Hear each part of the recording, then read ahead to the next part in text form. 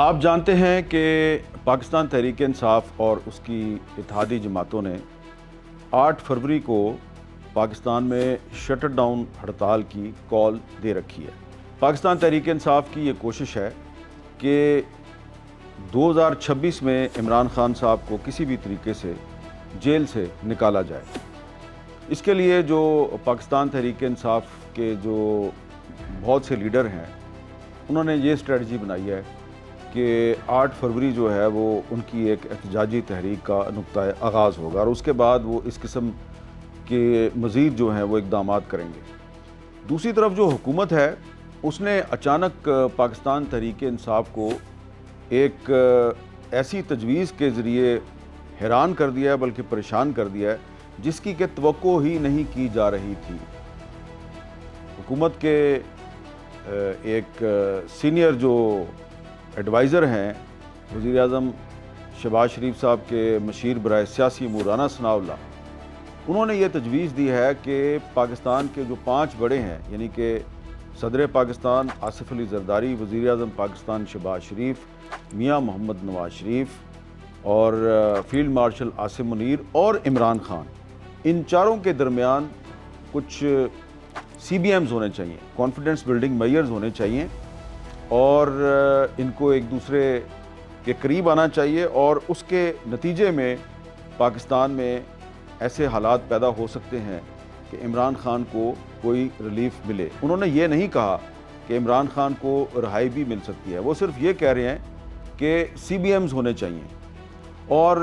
رانا ثناءاللہ صاحب کا یہ بھی دعویٰ ہے کہ وہ جو تجویز دے رہے ہیں اس تجویز کو صدر آصف علی زرداری کی مکمل حمایت حاصل ہے۔ بہتر ہوگا کہ رانا ثناءاللہ صاحب کی یہ جو تجویز ہے اور پھر اس پر جو پاکستان تحریک انصاف کے ایک سینئر رہنما ہیں عامر ڈوگر صاحب، ان کا جو رد عمل ہے اس کو آپ پہلے سن لیں۔ اس وقت ملک کے 5 بڑے ہیں، ان کے درمیان جو ہے وہ کانفیڈنس بلڈنگ میئرز ہونی چاہیے، ان کے درمیان رابطہ ہونا چاہیے۔ 2 تو آ گئے ہیں میرے لیڈر، اچھا، پرائم منسٹر صاحب اور میاں نواز شریف صاحب۔ تیسرے جو ہیں وہ آصف علی زرداری صاحب ہیں، پریزیڈنٹ صاحب ہیں۔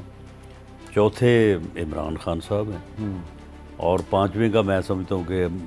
آپ سمجھتے ہی ہیں، وہ سب کو پتہ ہے، سب کو پتہ ہے۔ اس بارے میں جو بات میں نے کی ہے، پریزیڈنٹ زرداری صاحب اور بلاول صاحب، ان کی بھی اس سے ملتی جلتی رائے ہے۔ اگر یہ گالیاں ہی نکالنی ہے یا اس قسم کا پراپیگنڈا کرنا ہے تو سیاسی جماعتوں کے خلاف کرتے رہیں گے، سیاستدانوں کے خلاف کرتے رہیں،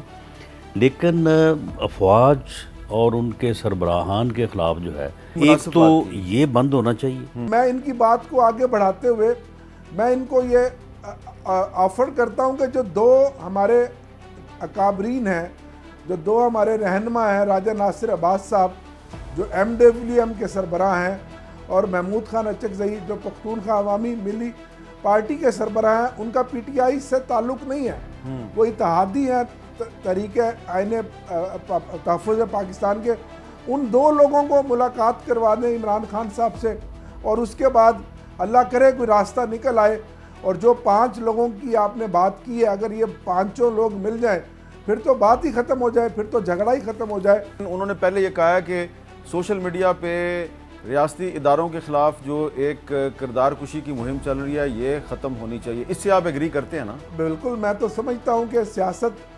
کو سیاسی مخالفین تک رکھنا چاہیے۔ تو رانا ثناءاللہ صاحب بڑے واضح الفاظ میں یہ کہہ رہے ہیں کہ ان کی اس تجویز کو